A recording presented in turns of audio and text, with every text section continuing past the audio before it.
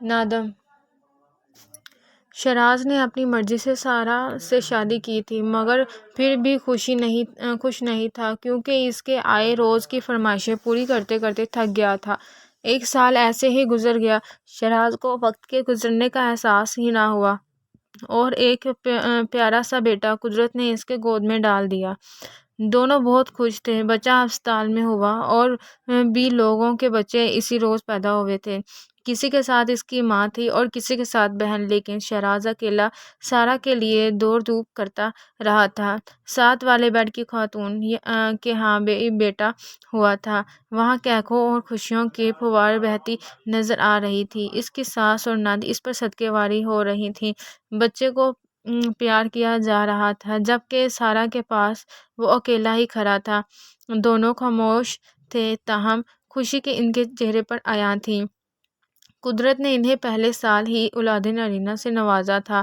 شہراز سوچوں میں گم سارا کے لیے چائے بسکٹ لا رہا تھا کہ ساتھ والے بیٹھ کے بچے کی دادی گویا ہوئی۔ مبارک ہو بیٹا، اللہ نے تمہیں اولاد نرینہ بخشی ہے۔ بچے کے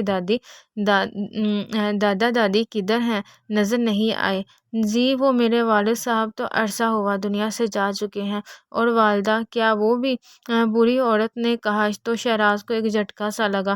نہیں جی، وہ اس دنیا میں ہے، میں ابھی اطلاع کرتا ہوں۔ اتنی بڑی خوشی کی خبر ابھی تک تم نے اپنی ماں کو نہیں بتائی؟ حیرت ہے، اس نے کہا اور اپنے پوتے کو پیار کرنے لگی۔ شہراز کے ذہن میں آندیاں چلنے لگیں۔ اسے امی کی ضرور فون کرنا چاہیے تھا، مگر اس کا نمبر تو سارا نے ڈیلیٹ کر دیا تھا۔ اب کیا کروں؟ اس نے سوچا کچھ دیر اور اپنی موٹر سائیکل نکالنے لگا۔ گھر کا دروازہ کھلا ہوا تھا اور امی ایک چارپائی پر لیٹی تسبیح پڑھ رہی تھیں۔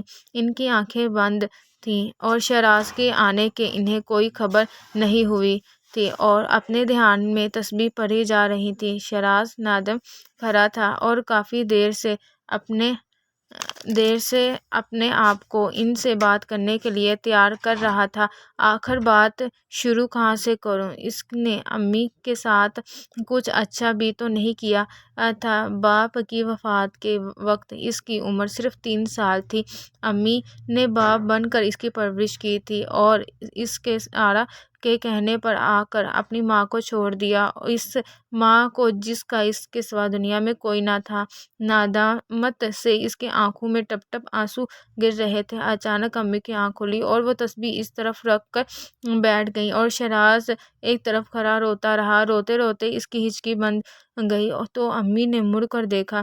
اس پر نظر پڑتے ہی وہ بولی، شہراز میرے بیٹے، کیوں رو رہے ہو؟ انہوں نے اس کے قریب آ کر آنسو صاف کرتے ہوئے کہا، امی وہ ماں کے سینے سے لگ کر لڑکیوں کی طرح رو رہا تھا۔